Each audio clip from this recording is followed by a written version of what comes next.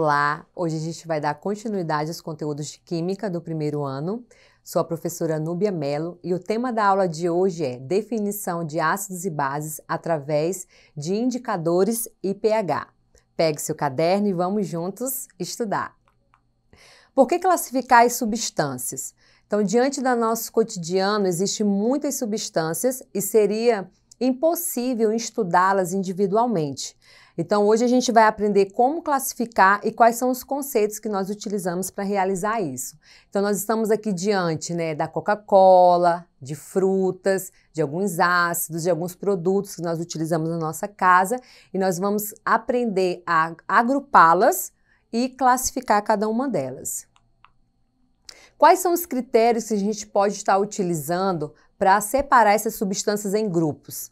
Então, nós podemos utilizar o critério da cor, do odor característico de cada substância, do sabor, da condução de corrente elétrica, qual substância em meio aquoso vai liberar íons e utilizando indicadores. Então, a nossa aula de hoje é focar nos indicadores ácidos-bases para classificar as substâncias do nosso cotidiano. Então, qual é a definição de indicadores? São substâncias que, por suas propriedades físico-químicas, apresentam a capacidade de mudar a cor na presença de um ácido ou de uma base. Então, qual é o objetivo de a gente utilizar indicadores? Identificar se uma substância ela é ácida ou se ela é básica. E também, para ajudar a gente a classificar essas substâncias, precisamos conhecer o pH.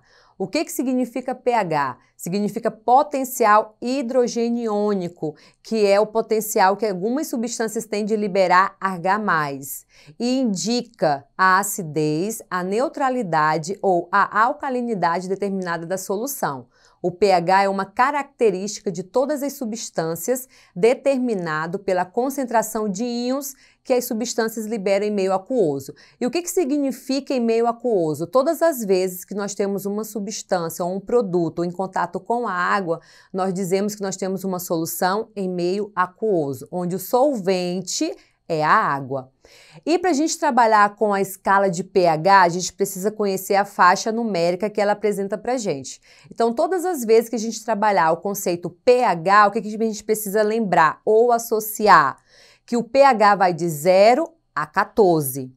De 0 a 7 ou a 6,8, nós temos uma solução ou um produto característico que apresenta características ácidas. Se a gente tiver um pH onde ele é igual a 7, essa substância ela é classificada como neutra. E se o pH variar de 8 a 14, nós podemos classificar essa substância ou esse produto como básico. Então, junto com os conceitos de indicadores e junto com essa escala numérica do pH, nós podemos classificar as substâncias e agrupá-las em ácidos, neutros ou básicos. E eu vou passar para vocês agora apresentar alguns indicadores, os principais. O primeiro dele é o papel tornassol. Ele é um dos primeiros, um dos mais antigos, e ele, em meio ácido, adquire a cor vermelho, como a gente pode observar aí nessa rodela de laranja. A gente tem o papel tornassol aí ao lado, ele tem as cores azuis, branco, amarelinho, e em contato com a laranja, ele adquire uma cor vermelha. E em contato com o sabonete, como a gente pode estar observando nessa imagem, ele adquire a cor azul. Então, o que a gente pode observar nessa imagem? Nós temos um indicador, e ele vai indicar se esses produtos é ácido ou básico. Mas então, professora, como que a gente pode determinar que se ficou vermelho é ácido e se ficou azul é básico? Porque quando vocês verem esse conceito, pesquisarem depois nos livros, ele já traz essas informações, tá? E o papel tornassol, ele pode ser um papel tornassol azul, vermelho ou neutro. Todas as vezes que a gente tiver um papel tornassol azul, ele vai caracterizar os ácidos. E quando a gente tiver o papel tornassol vermelho, eles vão estar identificando as substâncias básicas. E o papel tornassol neutro vai identificar as duas, qualquer tipo de substância ou produto, sendo ácido ou básico. E nós temos também a fenolftaleína. Ela é um indicador também de ácido-base, não é natural, é um indicador sintético, que em meio básico ele apresenta, como a gente pode observar na imagem, a fenolftaleína, quando está em meio básico, em uma solução, ela apresenta a coloração rosa. E se ele estiver em meio ácido, a coloração incolor. E por que eu coloquei a estrutura, né, da fenolftaleína aí? Para a gente observar a mudança que acontece. Então, por que essas substâncias elas podem mudar de cor? Observando a estrutura molecular. Então, a gente pode estar observando que os grupos funcionais mudaram, que algumas ligações químicas foram quebradas e rearranjadas novamente. Então, é por isso que o indicador, essa substância que vai indicar, nos ajudar a identificar, ele muda, tem essa quebra de ligações químicas e formação de novas ligações. Outro indicador que nós temos que nos ajuda a classificar as substâncias é o repolho roxo. Esse indicador ele é natural, né, porque ele vem da natureza. E como que a gente pode estar utilizando o repolho roxo? Como que a gente pode estar classificando essas substâncias? Através dessa tabela. Então, quando a gente tem uma substância ácida, o repolho roxo vai adquirir duas cores, rosa e vermelha. Se a gente tiver uma substância neutra, como por exemplo a água, o leite, a cor do repolho roxo não muda, continua roxo. E se for uma substância básica, a gente pode ter três colorações diferentes: o azul, o verde e o amarelo. Então, qual a importância desse conceito, tanto de indicadores como de pH? Então, a gente vai ver esse conceito aplicado no solo, na agricultura. Existem alguns tipos de solo que são férteis e outro não, e que podem trazer esse benefício para as plantações. Então, por exemplo, a mandioca, ela precisa ser plantada em meio ácido. Já o algodão não pode, precisa já de um solo mais neutro. E aí é necessário alguma substância para neutralizar esse solo. Nos cabelos, qual a importância, então, desse conceito de pH no cabelo? Então, quando você tem uma cutícula aberta, um cabelo opaco, danificado, o que significa, de acordo aqui com a imagem? Que o seu pH está básico do cabelo. Então, qual é o pH ideal para que você tenha uma cutícula bonita, brilhante? É que o pH do seu cabelo esteja na faixa de 4,2 a 5,8. Assim também como o shampoo.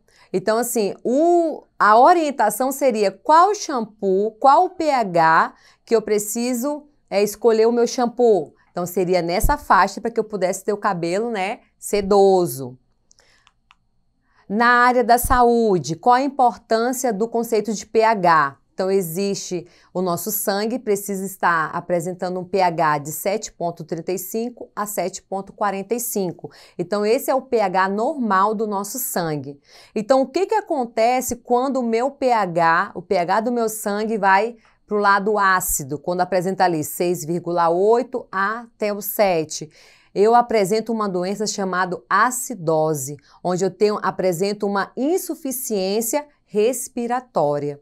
E quando o meu pH, o pH do meu sangue está básico, como está ali na imagem, 7,8 a 8, eu apresento uma doença chamada alcalose. E o que isso significa?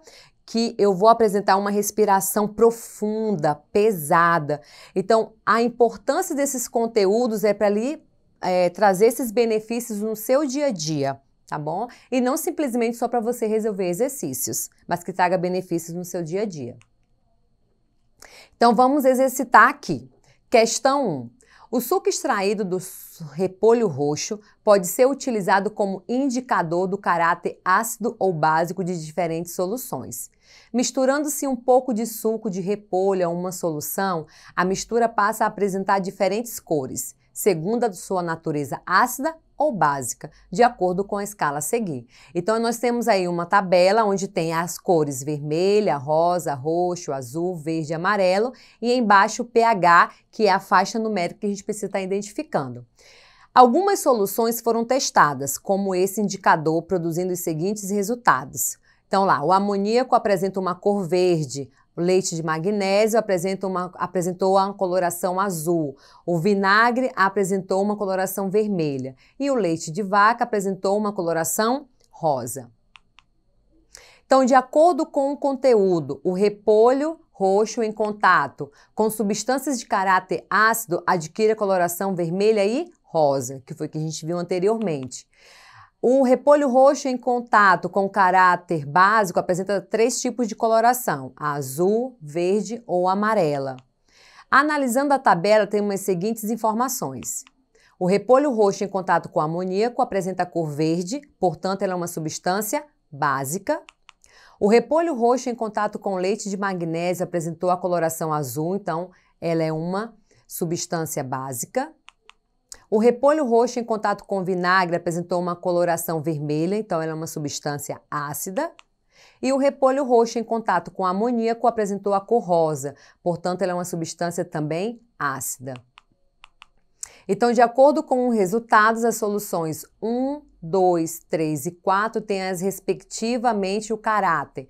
Então, a resposta correta é a letra E, onde nós temos solução 1 é básica, solução 2 também é básica, solução 3 ácida e a solução 4 ácida.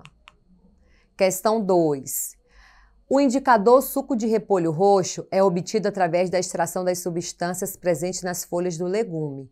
Em uma solução neutra, este indicador apresenta coloração roxa. Marque a alternativa a seguir, aquela que melhor classifica a natureza desse indicador. Então, como a gente falou durante a aula, o repolho roxo é um indicador natural e ele tem como objetivo classificar se uma substância ela é ácida ou se ela é básica. Então, a nossa opção correta é a letra D, indicador ácido-base, e ele é natural. Questão 3. Se for preciso testar o pH de uma substância utilizando o indicador ácido-base, fenolftaleína, como por exemplo o detergente, ele possui o pH entre 8 e 9. Qual seria a cor obtida durante a reação da fenolftaleína? Então, o problema quer que você diga qual vai ser a cor da fenolftaleína quando entrar em contato com o detergente, sendo que o pH é 8 e 9 do detergente. Então, vamos relembrar. A fenolftaleína em meio ácido ou neutro tem a coloração incolor, então o aspecto dela não muda. Já em meio básico tem a coloração rosa. Portanto, como o pH do detergente está entre 8 e 9, essa escala de pH é classificada como uma substância básica. Então, a cor da fenolftaleína será rosa, ou a cor dessa solução. E aqui estão alguns exercícios complementares. Não deixe de acessar a plataforma Eduque para você ter acesso a essa aula ou às outras e faça os exercícios.